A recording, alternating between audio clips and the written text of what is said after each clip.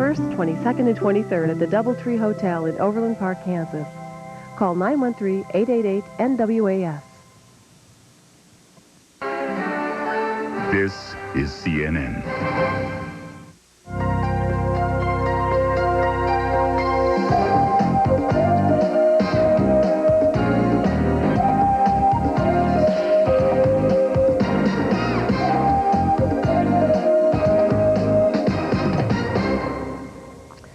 Just 2 days to go before the nation's first primary in New Hampshire. Who stands to win and who stands to lose? Whose message is reaching the people? Are Republicans or Democrats best able to cope with the needs of the electorate in these tough times? Gloria Toots, you've been an advisor to 4 presidents. What's your side of that? Well, I think that history will record that George Bush was one of the finest presidents this nation ever had, and that Democrats just can't govern from the nation's capital. Rob Shapiro of the Progressive Quality Institute. Agree with her real quick. Of the last 10 administrations, George Bush has the worst economic record of any, the slowest growth, the smallest job creation. The country does not need 4 more years of that. Is there a message from a Democrat, in a Democrat, that rings true? Will Patrick Buchanan or George Bush get through to the voters? The president is not addressing our needs. How much longer can we keep going like this? I mean, we're just existing. We're not really living. The staggering cost of malignant neglect can be seen in the frustrated faces of the millions who cannot find work. The middle class, demanding and getting attention from all the men who would be president. Fighting for our working families. Middle class people's interests have been savaged by a non-productive economic policy. These are the casualties of the war. If you don't have a good economic program to bring back America, get out of this race. The GOP. Some call it the party for the privileged. By tradition, Democrats embrace the down and out. But it's the masses in between that are the focus of this campaign. Candidates talking about tax cuts for the middle class.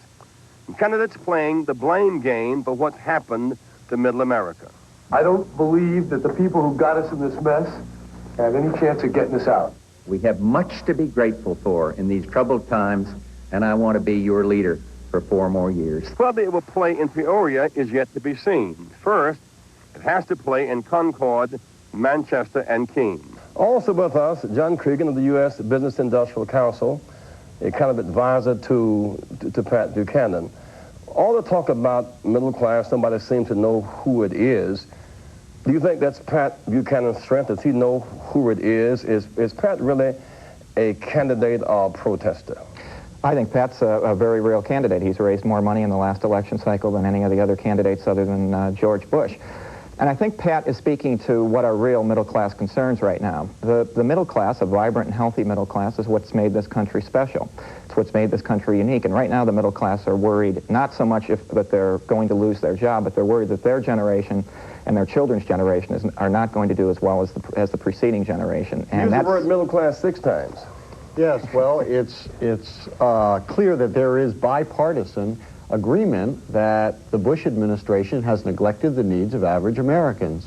As I said, we have had agreement. Well, there is agreement in the Republican Party and agreement in the Democratic Party from the Buchananites, and I would say in the Democratic Party led by Governor Clinton, who I think started this theme 2 years ago.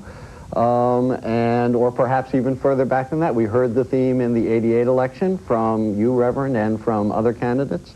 And it now has become a general reality that's apparent to most people that average Americans cannot get ahead under the policies of the Bush administration. If Bush is getting all of this heat from his own party, from Patrick Buchanan, does that suggest he has retreated from his original mission and it is in fact now just gimmicks? No, not at all. First of all, I can't consider the utterances of a Pat Buchanan as being both parties agreeing. Pat Buchanan is going to be a one-time candidate in maybe 2 primaries at best, probably just 1. That's going to be the end of my friend Pat. And he really is not representative of the Republican Party or conservatives. I'm an old conservative, I should know. But, you see, as a conservative and Republican, and the George Bush and Ronald Reagan type of Republican, our whole goal has been to take what you refer to as the poor and those who are trying to climb economically. And our stress has been to make them middle class. So this change of view is not that much. Pat Buchanan suggests that that George Bush has abandoned the ship or has veered away from his original commitment. He's got a 30% rating of heat on him coming into Tuesday's election. Well, that's because from your own party. Gloria, what Pat represents is the most important movement in American politics in the last 20 years, the conservative movement. And what he is saying right now, that the American conservatives face 5 people on the left, whether they're running as middle-class Democrats or centrist Democrats. The fact is that they're decidedly liberal on most issues. And George Bush ran on a platform of no new taxes and then cut a deal with the Democrats, and that he is looking more and more like we elected Michael Dukakis. I'm a Reagan you said Republican. An old conservative, right. That's what I am. Now, as that, I can take it back to Nixon, because that's really when the effort began. But let me say this to you. Pat Buchanan wants to draw us all the way over to the right. And the only argument that you are making and he is making is that George Bush signed the Civil Rights Bill, thank God, and agreed to a tax increase, which he had no choice but to do, with a Democratic Congress that would not cooperate. And he had to get some legislation through. But that is all the Buchanan candidacy is. With this much division among critical wings of the Republican Party, does that represent a breakthrough for Democrats? Well, absolutely. I think this kind of division reflects the fundamental failure of the Bush administration. It has had the slowest economic growth, the slowest gains in personal income, and the slowest job creation of any administration since Herbert Hoover. We've had 10 presidents since Herbert Hoover. 5 have been Democrats, 5 have been Republicans. George Bush has the worst economic record of all of them, and I might note that all of them, that is correct, and I might note that all of them have dealt with Democratic Congresses. But the only thing that's different here is the president. Rob, the president has a point in one respect. He's sort of running as a member of the Flip Wilson School of Campaign Politics, and that is the devil made me do it, and the devil here is Congress. He's saying that Congress made him do it. And the fact is that Congress has been in control of the House of Representatives. Congress has been in control of the House of Representatives longer than any communist party was in control of Eastern Europe, and they also have been in control. Ronald Reagan dealt with the Democratic Congress for 8 years, as did Richard Nixon for 6 years, as did Lyndon Johnson, as did John Kennedy, as did Dwight Eisenhower, as did Harry Truman. To do what is right, it's a fight, it's a battle, and we never get what the American people truly need. All of them managed to do better than much better than the American people. Gloria, it seems to me what's critical here, however, as we talk about the personalities and their posturing, is that there are 10 million Americans unemployed, and the 35 million are in poverty. They seem not to be on the agenda, with all the focus on the middle class. What about the rest of the American people? Well, it's George Bush who said the other day that the action by Congress in closing down the exemption for those who make boats, the luxury tax on the boat, we lost the whole industry, we lost all those jobs. If we go and look at the legislation coming out of Congress and their tax proposals and what they did in '81, which brought about this great deficit that we have now, you will see that it is the Democratic Congress that is not aware that they don't know how to make jobs. One thing Republicans know how to do is to create a job. I stuck up for you. Created, Judge, but this is really a remarkable statement that of all the tax increases in the 1990 tax bill, including an increase in the tax on gasoline for average people, on telephones for average people, the only one that concerns George Bush, the only one that he thinks costs jobs, is the tax on luxury boats, limousines, and cars. That's the only one he wants to repeal, Gloria. Don't be simplistic. Gloria, that's the only one he has proposed to repeal. That is not correct at all. He has the only one he closed. Repealing many others than that one. That's the one I cited. But Rob, assuming that the Republicans of this division divided fundamentally, after all, Patrick Buchanan is an authentic Republican. He worked for Nixon, worked for Ford. No, he's not authentic. Worked for Reagan. You may deny him, but he's real. But on the if this is the Republican weakness, the split, can Clinton, who has been until recently the front runner, can he survive the trauma, the shocks? I think absolutely. I think that Bill Clinton is demonstrating extraordinary presidential quality character in the way that he is standing up to unsubstantiated charges and lies. And he's showing that he has the stuff and that he can communicate with the American people in, frankly, a way we haven't seen a politician since Ronald Reagan communicate with the American people, in a very direct way about the values and concerns of average people. But in a real way, one period is sex testing. He seemed to have fought it off, and then draft test. And then all of a sudden the issue has become him and and what's coming next. So his message seems to have gotten lost. Can he survive that? I believe he can. I think that presidential campaigns include a lot of tests for anyone who goes on and, in fact, wins the presidency. They have to go through a number of trials of fire.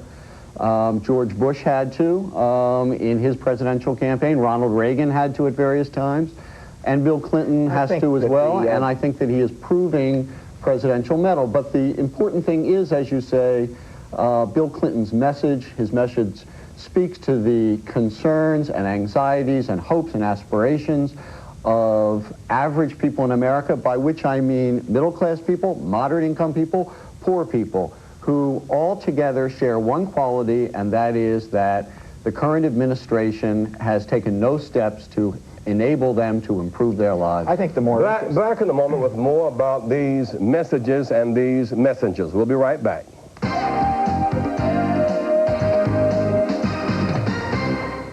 Tylenol users discover a powerful name in aspirin-free pain relief. It took away my headache. Aspirin-free Anacin worked as well as Tylenol. Like Tylenol, aspirin-free Anacin is 100% aspirin-free acetaminophen, so it's gentle on your stomach. Now I have a choice.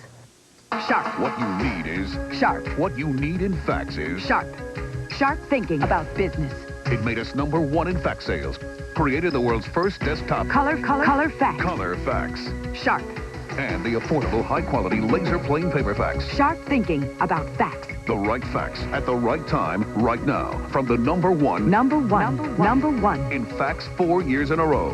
Sharp thinking about business. For those interested in a Highline Japanese car, Audi offers an alternative, the all-new Audi 100 V6. The first German automobile designed to not only turn heads, but opinion as well. The all-new Audi 100 V6. To drive it is to take control. Mark, the salad is delicious. You thought of everything. Yummy, huh? Bacos. Ooh, I forgot about the bacos. For great bacony crunch without cholesterol, bring home the Bacos. Oh, Mark. The Democratic presidential hopefuls. Who are the men behind the campaign images? CNN looks into their backgrounds and what's motivating their run for the White House. The Battle to Lead. Tonight, 10 Eastern on CNN.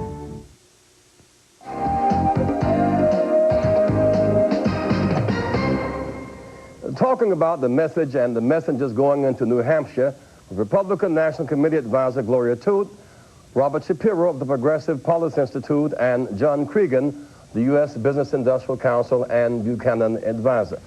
Gloria Toote, you are real excited about this Bush factor. And on the campaign, people work to identify with the people. You see them wearing their sweaters or skiing or boxing or jogging, all of that. Bush has been accused by Pat Buchanan of being out of touch with Republicans, with conservatives. Democrats are saying he is out of touch. And then he goes into a store and buys a pair of socks to stimulate the economy, and goes to a grocery store and don't understand what a scanner is. I mean, is he really out of touch? No, he's not out of touch at all. This is a man who has taken this country and the world to the demise of communist Russia. This is a man who has taken this country and the world through a whole new evolution economically. The world has changed as it relates to employment, to jobs, to industry. He has been on top of everything. And his proposals for our country, which he is just beginning to enunciate, and which indeed our country could not afford until we were able to take that money that we were putting into armaments and now put it into the economic front here at home. It's going to be a marvelous next 4 years. We fought a war in Panama, and the drugs keep flowing, and Noriega is in Florida. We fought a war in the Persian Gulf, and Saddam Hussein is still in power, and there's no Middle East peace. In the meantime, these walls have come down, but the unemployment rolls in this country keep going up, and that seems to be the rub. Well, here's where I think that George Bush has erred. He did preside over the victory of the Cold War, and as a Cold Warrior, I applaud that. The titanic struggle between capitalism and socialism was won by capitalism, but now the struggle is between American-style capitalism and Japanese mercantilism, Korean mercantilism, and Germany's industrial banking combines. And George Bush doesn't have a strategy for the next challenge, which is the economic Cold War. It's a bloodless war, but it's a war with real winners and real losers nonetheless. Pat Buchanan has a strategy for that. George Bush doesn't. He's been so busy being president. What is his strategy? Isolationism. Isolationism, that is a terrible rap. Pat Buchanan is not for a reclusive America. He's not for a loner America, put up the walls. He's saying that when America is engaged in the world, that we're engaged on behalf of American interests and not some nebulous New World Order or United Nations interest. After all, if Pat Buchanan was an isolationist, he wouldn't have been the first one to call for the recognition of Croatia and the recognition of the Ukraine. George Bush went to the Ukraine and said, stay in your place, Ukrainians. America needs a president who doesn't take 3 years to notice that the country is in deep economic trouble, that people are suffering, that people are not gaining, that the American dream is moving out of the grasp of average people. George Bush spent 3 years attending to foreign affairs, had some successes, had some failures, as do most presidents in foreign affairs. Had great successes, and some setbacks. But that's not the issue here. The issue here is who can attend to the economic and social needs of average people. And George Bush, the question is not, is he out of touch? The question is, Gloria, the question is,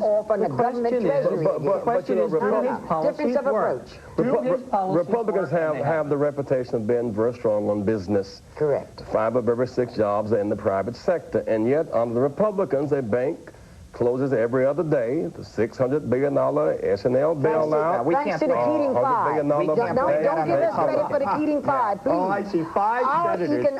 Yes, indeed, and Congress, and our senators who played footsie with them. What is wrong with the American economy can certainly be laid right at the foot of the failure of our banks. Who runs? My goodness gracious. Is not the heart of this fever and corruption, this fundamental issue of deregulation and privatization? No. Is anybody addressing the needs of the American people to protect them with a safety net? Is anybody? And if not, why not? We'll be right back.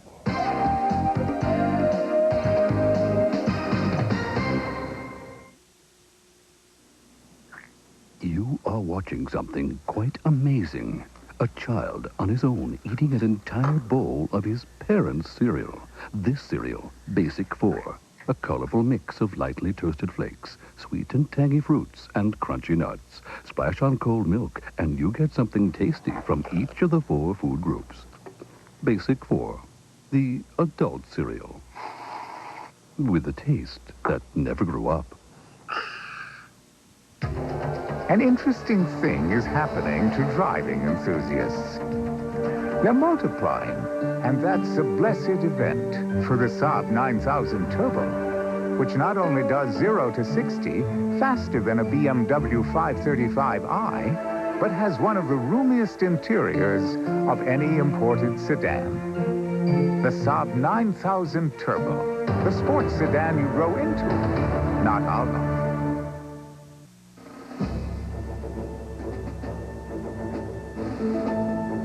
It happens every morning in London, Paris, and Madrid, just as the city starts to stir. In Munich, Manchester, Zurich, and Brussels, just as the business day begins. In Glasgow, Stockholm, Frankfurt, and Milan, as the new day arrives, so do we. American Airlines, with more non-stops from across the U.S. to Europe than any other airline. And beginning June 8th, we'll also arrive in Berlin. So fly the one airline with more non-stops to more of Europe than anyone. American Airlines. Something special to Europe.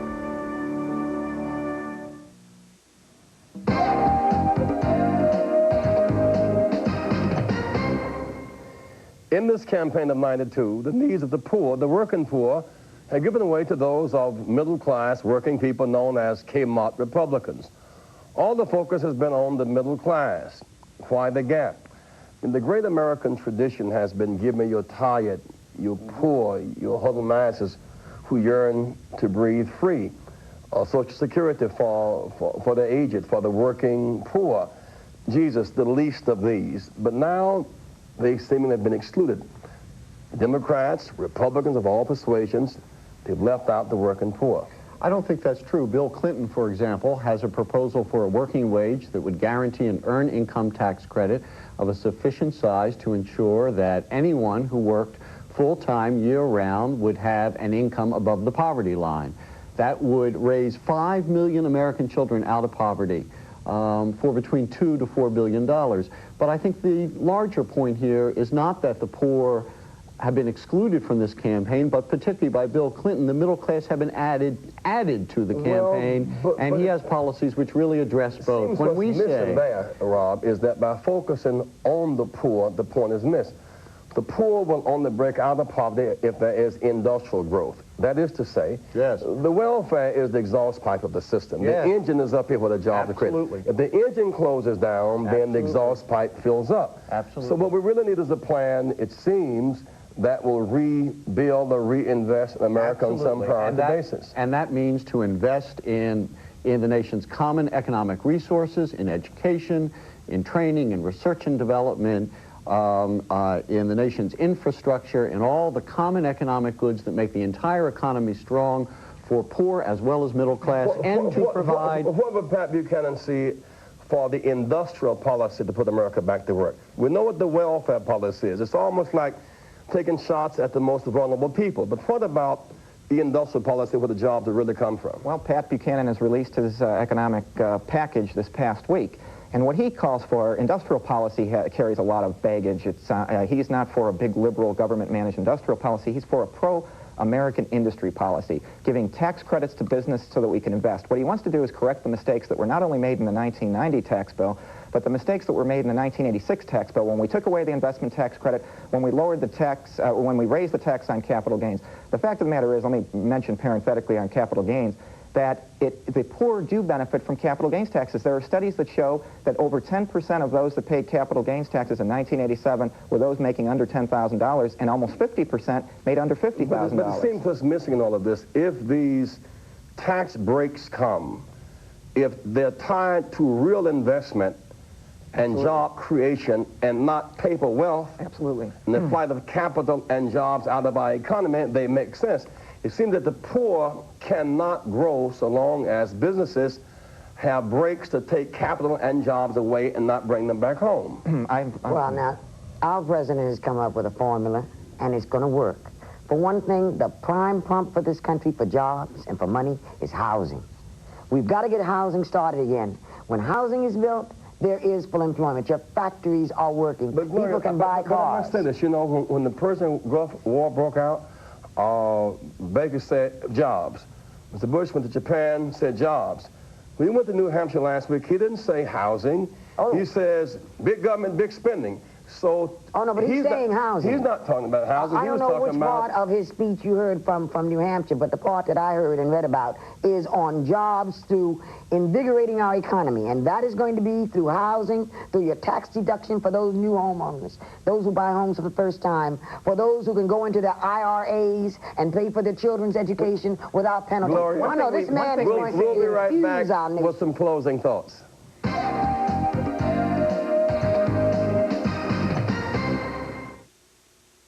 NBA Wednesday on TNT. The Wild West Warriors shoot first and ask questions later. Where's the ball? Boston's got it.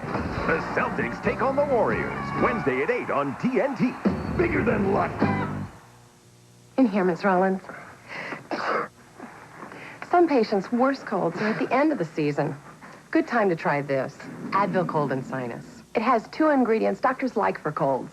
One for pain, another for congestion. Each has been recommended over 20 million times. And they're both right here, without a prescription. And not a moment too soon. Tough on colds like Advil is on pain. Advil Cold and Sinus. Advanced formula for the cold season. I was going over my bank statement, and I saw that my rates had never been so low. This is all I'm earning? Common sense says you can't always depend on yesterday's solutions.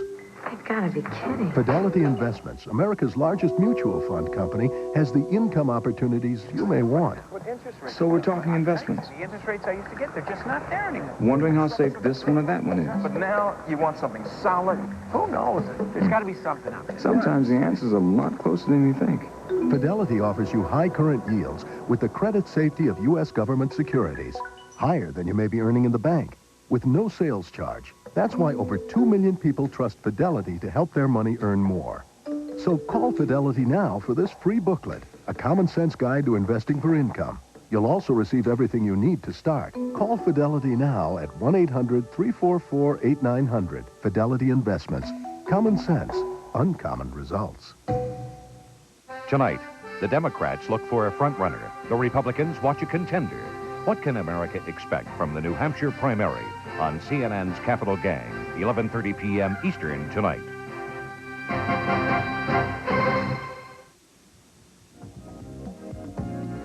For a transcript of Both Sides with Jesse Jackson, send $4 to Journal Graphics Incorporated, 1535 Grant Street, Denver, Colorado, 80203, or call 303-831-9000.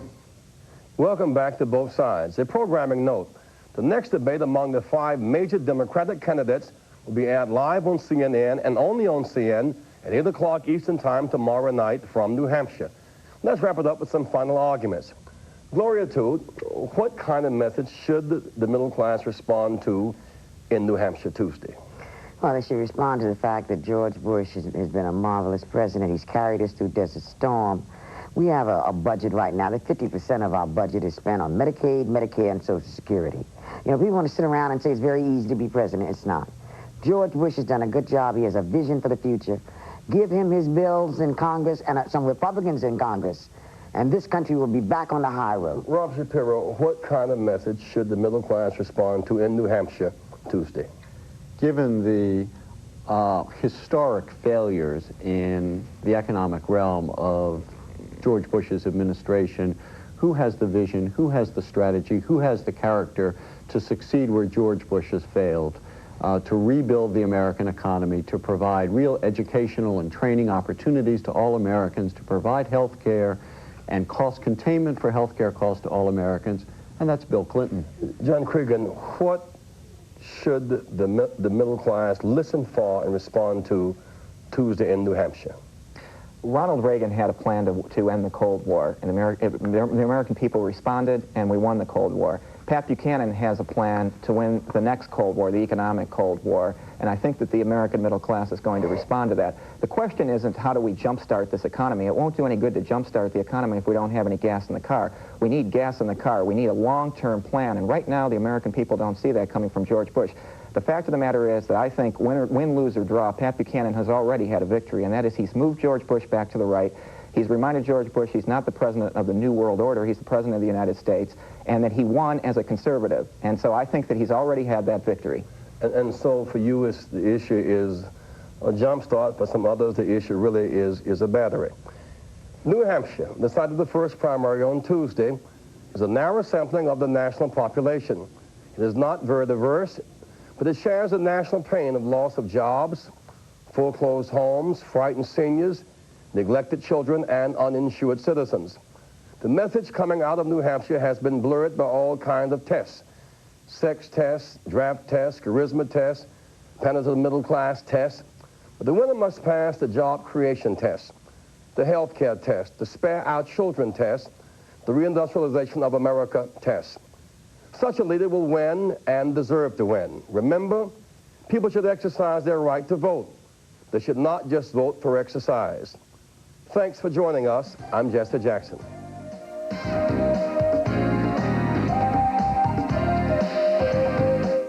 Coming up in 30 minutes, a look into the backgrounds of the Democratic presidential hopefuls. Meet the men behind the campaign images. The battle to lead on CNN. She chose a difficult routine, but Thompson looks extremely poised and graceful. And Newsome with a beautiful dive. It's obvious the judges like that one. This part of the course has given skiers trouble all day, but Riley looks well on his way to a goal. Blue Cross and Blue Shield of Iowa reminds those who aren't competing in Albertville that good health and fitness are important to you, too. After all,